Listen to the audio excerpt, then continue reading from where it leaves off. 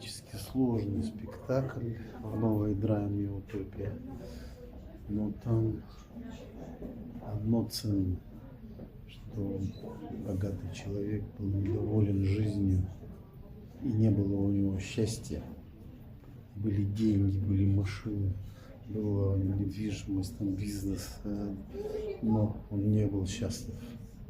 И сделал ресторан, которым он студентом ходил, и где были у него эмоции, когда он был счастлив. И он точно сделал такой же с хреновым пивом и с негигиеничным помещением. Так вот, мы в Феличите боремся за счастье и делаем счастье. Здесь трагично все произошло, а у нас все наоборот, будет все счастливо и хорошо.